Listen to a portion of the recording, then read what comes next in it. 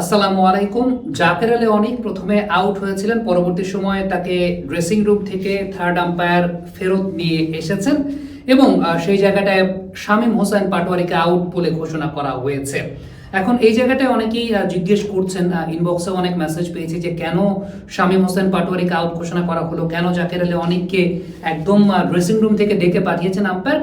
লটা আসলে খুবই সিম্পল। আমার কাছে মনে হয় যে এখানে খুব বেশি রেফারেন্স দেওয়ারও কোনো কিছু নেই। তবে যেটা ঘটে যে অনেক সময় পাড়া মহল্লার ক্রিকেটে বা এলাকা ভিত্তিক কোনো ক্রিকেট ম্যাচে এই ধরনের অনেক কন্ট্রোভার্সিয়াল ব্যাপার ঘটে, যখন আসলে অনেকে কনফিউজড হয়ে যান তখন রেফারেন্স হিসেবে চান আমাদের কাছে যে আলটিমেটলি একটু নিয়মটা ক্ল্যারিফাই করে দিলে পরে খুব ভালো হয়।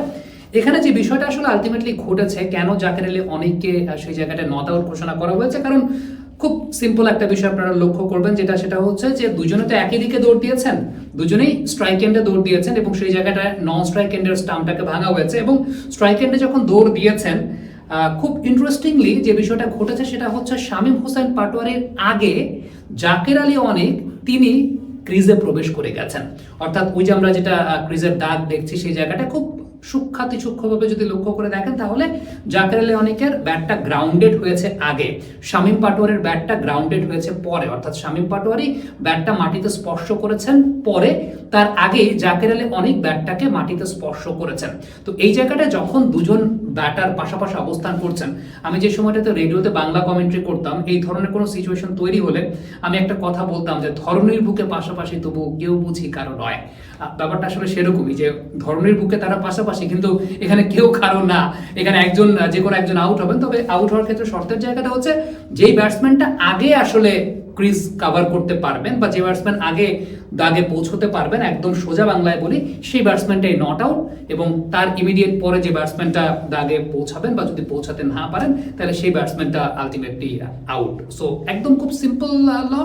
আমার কাছে মনে হয় যে যদি এলাকা ভিত্তিক ক্রিকেটে ওই ধরনের কোনো কনফিউশন কখনো হয় তাহলে এই লটাই আপনারা অ্যাপ্লাই করবেন। সেটা হচ্ছে এখানে যেমনটা ঘটেছে, জাকের আলী অনেক তিনি আগে প্রবেশ করে গেছেন, অথচ আগে প্রবেশ করার কথা ছিল কিন্তু শামীম পাটোয়ারির।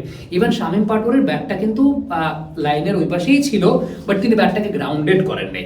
সো এই জায়গাটা জাকের আলী অনেক, যেহেতু তিনি ব্যাটটাকে গ্রাউন্ডেড ওয়েতেই নিয়ে গেছেন, গ্রাউন্ডেড ওয়েতেই গেছেন এবং তিনি আগে ব্যাটটা ক্রিজের ভেতরে প্রবেশ করিয়েছেন, এক অল্প কিছুক্ষণ আগে প্রবেশ করিয়েছেন। সো একদম খুব বেসিক একটা ল। তবে এখানে একটা শিক্ষার বিষয় তো অবশ্যই আছে। সেই শিক্ষার বিষয়টা হচ্ছে অ্যাজ আ ব্যাটার আপনি যখন কোনো রান নিচ্ছেন কিংবা আপনি ক্রিজ কাভার করছেন, অবশ্যই ক্রিকেট স্মার্ট মানুষের খেলা, গুড প্রেজেন্স অফ মাইন্ডের খেলা।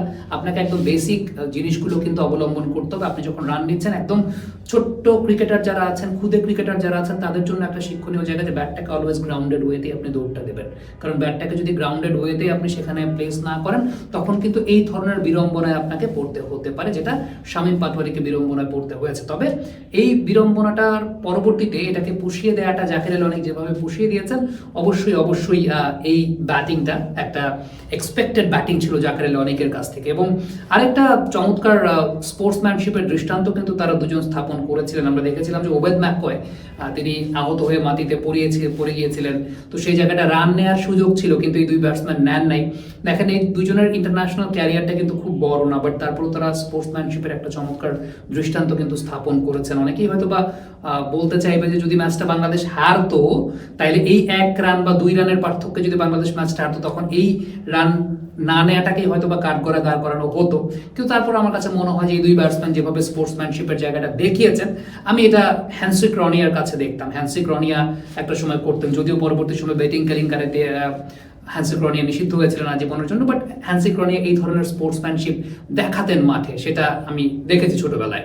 সো সেই জায়গাটা থেকে চিন্তা করলে শামীম পাটোয়ারি এবং জাকের আলী অনেক সেই জায়গাটা দেখিয়েছেন, বাট তারপরে নিজেদের মধ্যে একটা ভুল বোঝাবুঝিতে রান আউটের ফাঁদে পড়তে হয়েছে শামীম হোসেন পাটোয়ারিকে। যদিও সেই রান আউটটা হয়তো বা জাকের আলী অনেক হতে পারতেন যদি শামীম পাটোয়ারি রাইট টাইমে ব্যাটটাকে গ্রাউন্ডেড করতেন, যেটা তিনি করতে পারেন নাই। সো এটা একটা অনেকের জন্য একটা অনেক বড় শিক্ষার শেখা। Thank you very much. Comment বক্সে আপনাদের মন্তব্য মতামত জানতে চাই। Thank you.